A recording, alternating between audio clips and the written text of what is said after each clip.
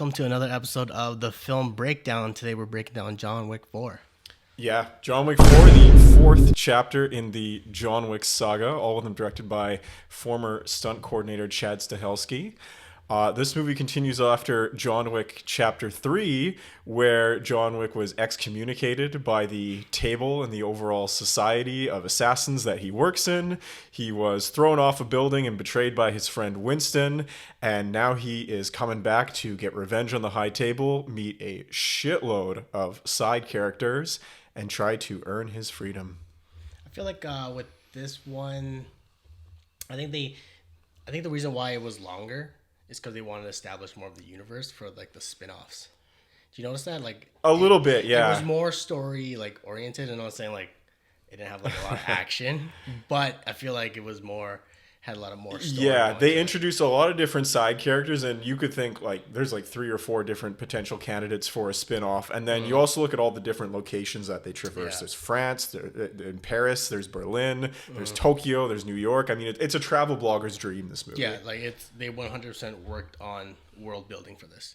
Just establishing all the different areas. And then for some odd reason, it feels like everyone is just an assassin in that movie. You know what's that? I was amazed by just how many people he's killed leading up to this movie and how many he continues to kill in this. I don't understand what their recruitment process is in the assassin world, but there are a lot of assassins in the world, that's for sure. Yeah, because every location where they're set to assassinate him, it feels like everyone's just in on the job, you know? You notice that? Everywhere he went to, it was just like, there's like assassin schools sprouting up like everyone's in like, these places. Yeah, let's just team up to kill them. It's the only way. They don't succeed, but overall, the action was amazing.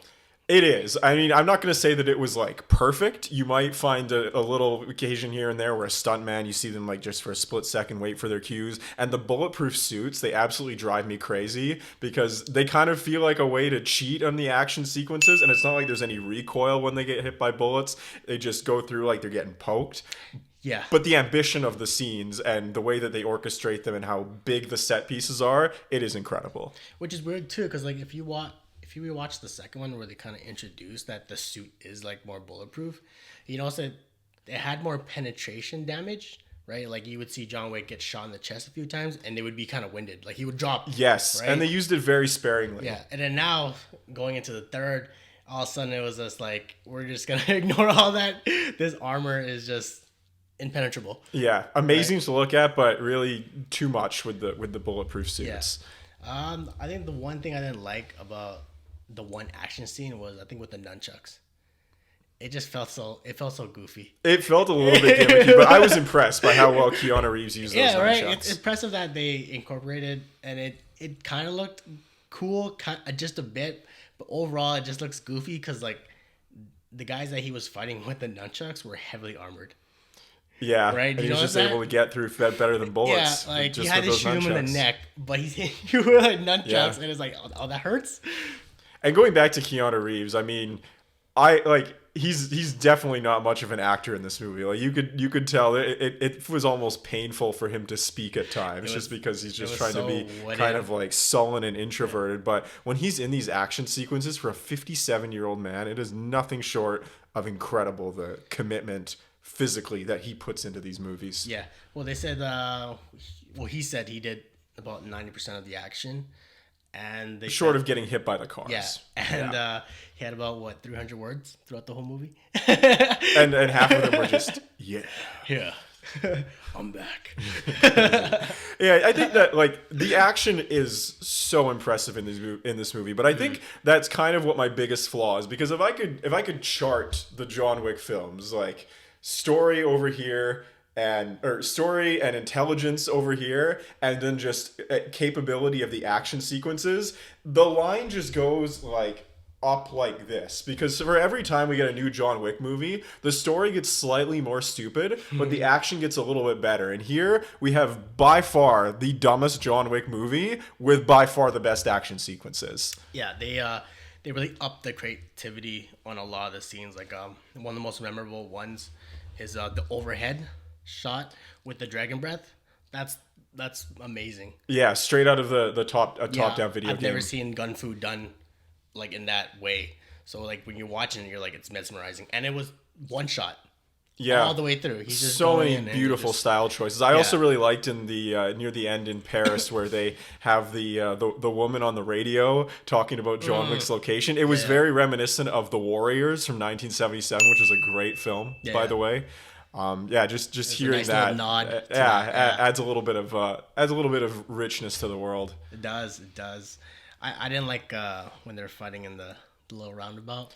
That got a little bit crazy. That was my least favorite. At a certain point, it's like these cars are going to stop, right? They just keep this going forever. And for those of you that haven't been to the Arc de Triomphe, that was almost underselling how chaotic that roundabout is. That roundabout is just Wild West. I don't know how anybody drives around there. Underselling how chaotic it is underselling. Because that looked pretty chaotic. Yeah, It was like, you stand on top of the Arc de stopping. Triomphe and you just see like anywhere from 7 to 10 lanes open up on that roundabout. It's just people fighting to get in. That's funny. Yeah.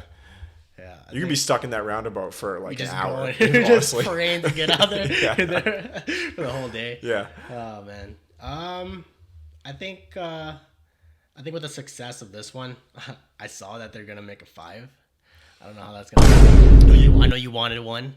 I heard when they were setting up 5 John Wick movies, and I thought that is a good number. But I just the way that they end this one, and I don't really want to spoil it, but it just seems a little bit odd because it felt like it was pretty. It had a lot of finality in this ending. Not necessarily that I loved the ending, but at this point, if you want to make a 5th one, now I'm thinking it just doesn't seem worth it. You can go to one of these spin-offs and potentially make it interesting. I think I will just do spoiler warning. Okay. For it because Spoilers for John Wick 4. I want to talk about that ending because it's like I feel like it doesn't do him justice for everything he's gone through in the whole fucking franchise, and that's it. He's just gonna bleed out. Yeah, stairs, especially right? when they talked about him in John Wick 3, they asked, why do you keep fighting? And he essentially said it was to keep the memory of his wife alive. And the amount of people that he kills in this movie to earn his freedom. And then he's got some wounds on him that, you know, they're tough, but we've seen him go through worse. And then for him to just sit down and die at the very end, it just didn't really make sense given what we've seen from the character before that. And like one of the goals, right, for him for this movie was to go after the high table, right, to kill all of them. Mm-hmm. And he only just killed that one guy. He killed and then that he said, one guy. That's it. He was just like, I outsmarted you. It's like, you didn't really accomplish your goal, though, right? So it just kind of weird. takes you out of the movie when he does feel like this superhuman being at times, but then they take that away when it's convenient. Yeah, it's weird because you put him through hell. He's falling off of buildings. He's getting hit by cars. And then his last test was almost the easiest one yet. Yeah, exactly, right? Yeah. So I didn't like how, you know, they gave him that send off. It really didn't feel like a send off, right? And I think that's what they were trying to do. Like the writers, if you really think about it, which that's why they kept trying to throw in little hints and here and there. Didn't quite land as well as I'd hoped. Where you're like, he might still be alive, right? We don't know. It leaves that open ending. Yeah, so really I think it's less about getting to it's less about the end and more about getting there, because you have all these great action set pieces. I love all the new supporting characters with Donnie Yen as the blind man, and Hiroyuki Sanada in Tokyo was phenomenal. The guy that played Mr. Nobody, I liked him a lot Scott too, with the Adkins? dog. No, Mr. Nobody. Yeah, I don't know who that was. And then of course Scott Adkins in a fat suit. That was fun. I wish he had more. I mean, all of these characters were essentially just to set up action sequences. They didn't need to be in the movie. It was just expanding on the excess and setting those up. As badass as Donnie Yen's character was, I also thought it was so ridiculous to put a blind assassin in there like that, and just managing to get through like unhit pretty much. They had a scene where you could see that he was using his blindness and just kind of adapting. Like he had that scene in the kitchen where he was setting up the doorbells, and then as soon as they walked by, he shot them. But then after that, they didn't do anything. It was almost like he became Daredevil. could see. He became Daredevil. He stopped making sounds, and he just was just like, I can see everything. I can see all the vibrations of the world. Yeah. It was so ridiculous though, because you're just like, he's blind, but he's just shooting randomly. But every time he always shoots in the right direction. You know what I'm saying? I can see clearly, and I still Yeah, can't aim a tenth as well Yeah, as it him, was just like based on it my was time so at the gun crazy because range. I was like, they should have made him miss a few times. They should have made him Yeah. just start shooting randomly, and I would be like, all right. A little vulnerability for But the there was character so would've many been good. times where like I was watching him, and he was just like, there's times where he's just right on. He's like, boom, boom, boom. I'm like, yo, that is crazy. I don't know how he's landing those, right? But yeah, his character was so ridiculous. I don't think they're gonna do a spin-off with him though. No, it sounds like there's 3 different spin-offs. There's the one focusing on Anna de Armas starring in a new film. There's potentially the one How did that one happen? Like I don't know where she just they decided to make a ballerina. yeah, I think they were impressed with what she did in No Time to Die in her brief time in that movie and just decided we can make that work. She was decent in that. I think.